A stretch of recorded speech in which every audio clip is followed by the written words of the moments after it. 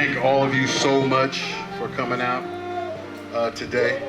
US4US youth, go and grab your food, grab a seat. Can we have a hand for the youth serving y'all tonight, please? Appreciate y'all.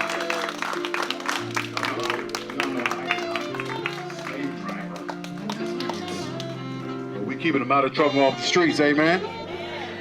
Ain't nobody going to die, going to jail tonight on my watch. For y'all that may not know me, my name is Damien Posey, affectionately known in the community as Uncle Damien.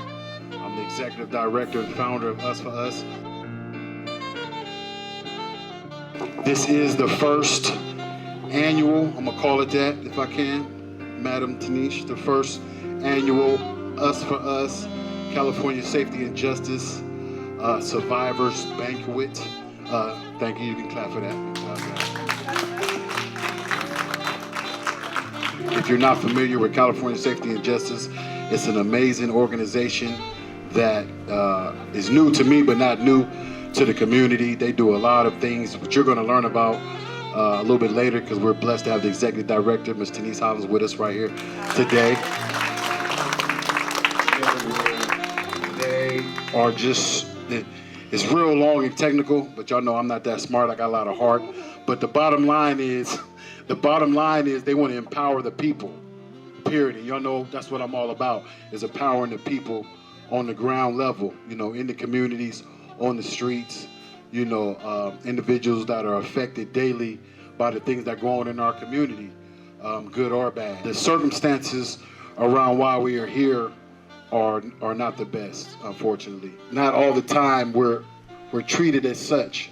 You know, if you had the unfortunate experience of losing someone, you know, to street violence or any type of violence, whether it be from someone in our community or someone claiming to protect our community, amen, Monterey sisters, claiming, you know, or if you've had the unfortunate circumstances of being affected yourself, but still being here like myself, like you see this beautiful sweater that California State Justice sent me. It says, "I am a survivor," because I am a survivor. I'm blessed to still be here, but I've been shot 5 times. I don't know if everybody knew that on 3 different occasions, you know, but I'm still here, you know, by the grace of God, you know. But that's not everybody's story. But everybody, you know, has a story, and it's unfortunate. You know, because I've been in those shoes where I was shot, and when I went to General Hospital, I gave them a fake name though, you know, but they treated me like I was a suspect. You know, they treated me like I was a suspect, like I was a criminal, you know. I mean, I was, but, you know, not at that instance, you know what I'm saying? Like, in that moment, I was a victim, you know what I mean? I was an individual fighting for my life. You know, I had got shot in my chest and twice in my back. And, you know, it seemed like they were more concerned about what gang are you involved with? Who did this? What are you known for? Do you have any guns on you? Have you been shot before? Who did this and all that, instead of like trying to save my life, you know? Because my life worth something. I don't know if you heard, but the mayor just gave me an honorary certificate, give it to the city, you know what I mean? You know, unfortunately, that's sometimes the narrative that, you know, just because of where we come from, where we may live at, if something happens to us, that we're not victims, we're culprits, you know what I mean? Instantly, even if you're a grandmother. I was there and seen how, you know, the situation played out and how you were fighting for your grandson and how they was trying to act like you was crazy or you didn't, like, you know what I mean? Like, and I'm thinking in my mind, like, this beautiful young lady just lost her grandson, regardless of the circumstances, you know what I mean? She's a victim. There's not a time that went by after I lost my grandson that Brother Damien, whenever he saw me, he always asked, "You all right?" And I said, "Yeah, I'm okay." You have to become strong for everyone around you. He wasn't just my grandson, he was my son. That was my boy. Everything happens for a reason.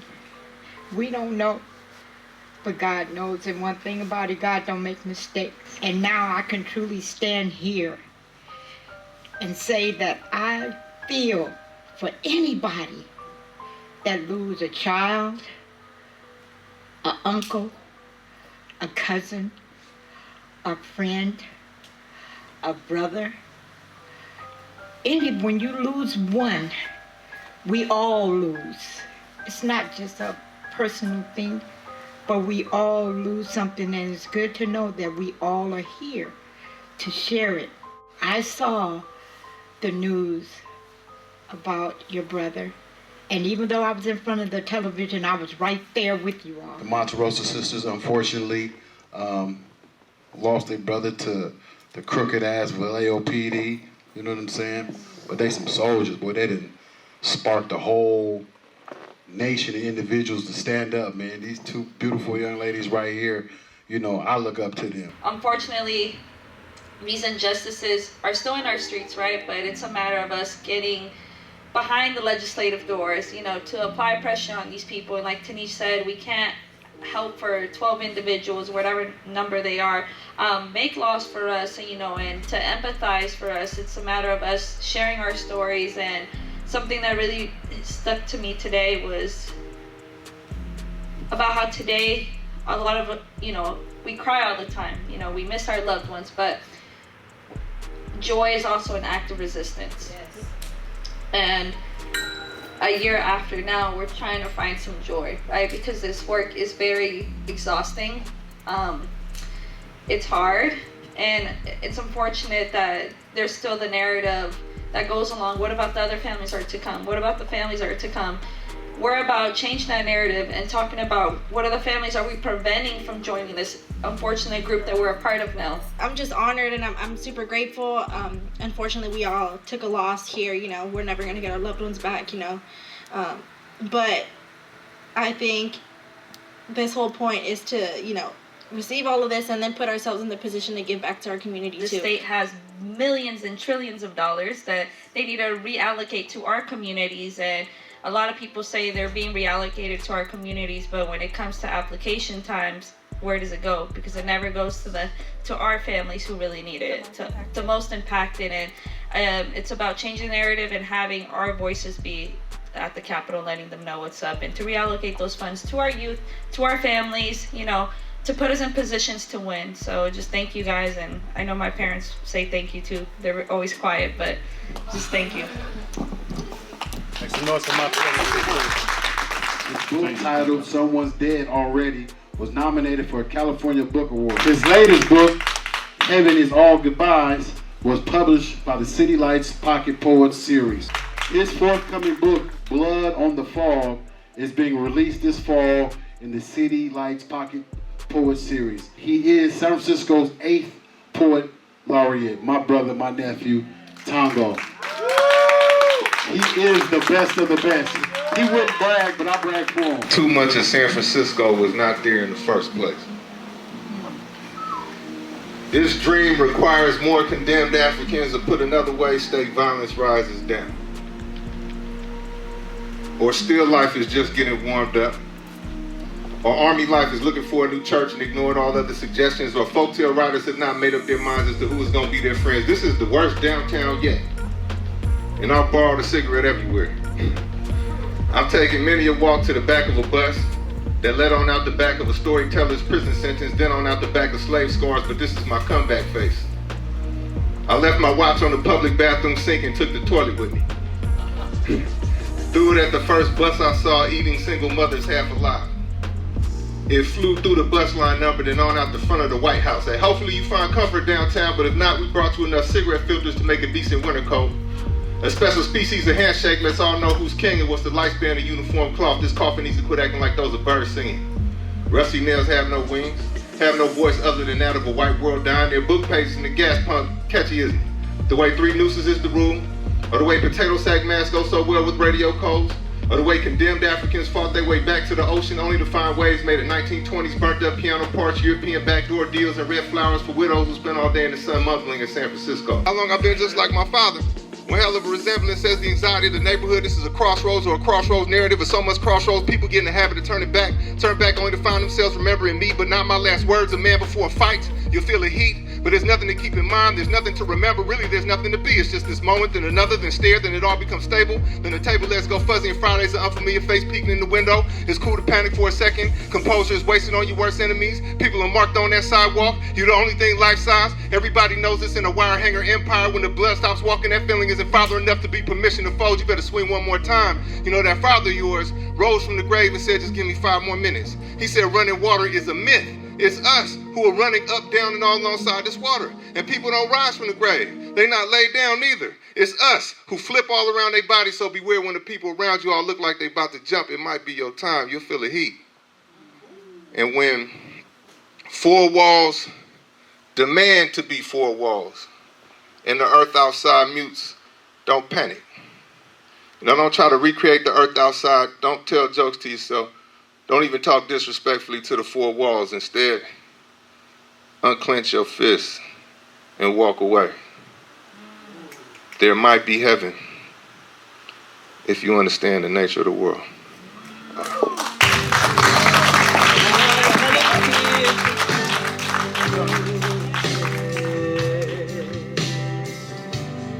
I've got it all here in my heart. Want you to know I know the truth. Of course I know it. I will be nothing without you. Did you ever know that you're my hero? You're everything I wish I could be. And I could fly higher than any.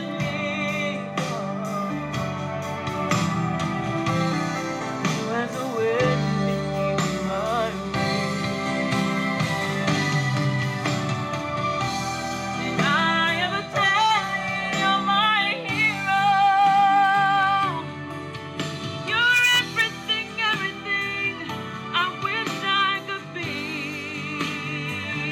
Oh, nay, I can fly higher than any.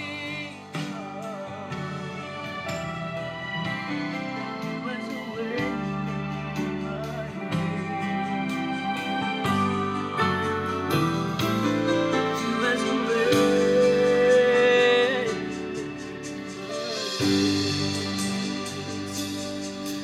All the wind beneath my wings. Oh, you are the wind beneath my wings. Fly, fly,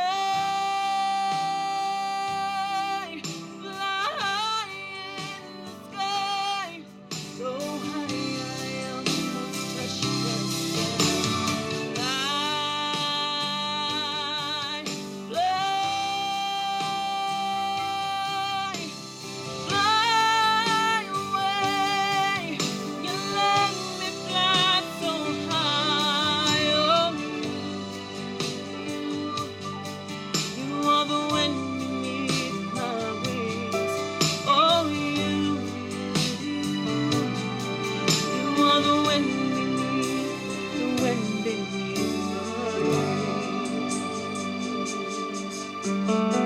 Thank you all very, very much.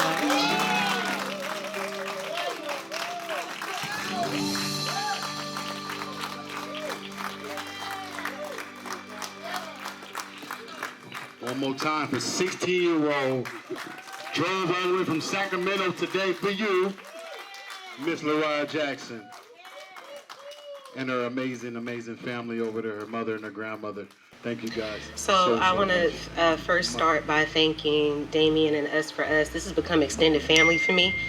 I've been watching him grind for the past couple of years and watching the way that he embraces these children and the whole community. And it touches my heart, but, just like him, just like what he said, it also reminds me of, the time that I spent on the ground pulling community together.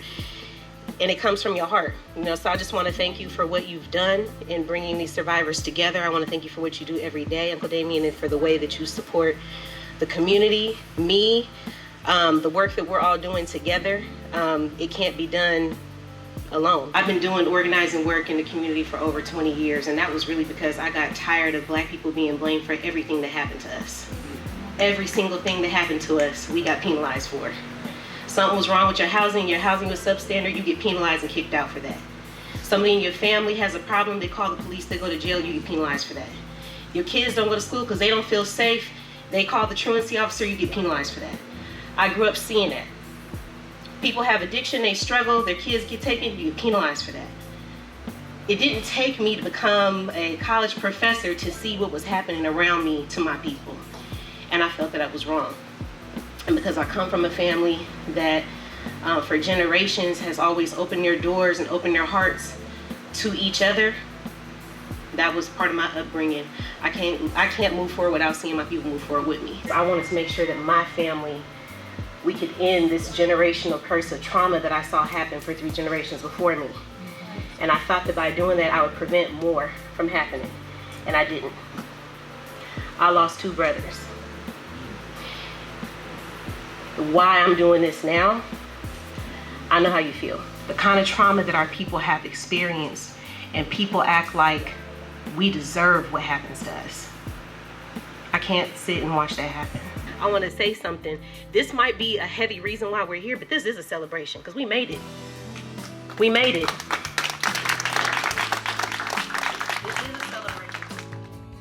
First and foremost, I'd like to say thank you to Uncle Damien. Unfortunately, we're all survivors. We've all lost a loved one to gun violence and police violence. I'm Ashley Monterrosa, the surviving sister of our brother Sean Monterrosa, who was unfortunately murdered by Officer Jarrett Ton of the Vallejo Police Department. And today, Uncle Damien called us over to come to this lovely survivor banquet in which we were recipients for the survivor-led grantee pilot program, in which we were honored to have this opportunity alongside other impacted families. This banquet was like a healing process to help all of those of us that experience the loss of a loved one. Yet it doesn't matter what it was specific, but just healing together. We had a beautiful event with survivors here. We had a phenomenal singer from America's Got Talent. I mean, who does that? Saxophone players. I mean, Uncle Damien went all out, sparing those. Auntie April's fried fish and chicken. I mean, so, and Tango, a poet laureate. I mean, it was just amazing, really phenomenal. So powerful to hear survivors tell their stories and how they're making change here in California, whether it's changing laws or just sharing their stories about why it's important for us to be in the room to make a difference for our community. So I'm honored to be here. I'm honored to be doing this work with US4US and to be funding the organizations throughout the state that are doing this work. And this is the first of many that we're gonna do, that part.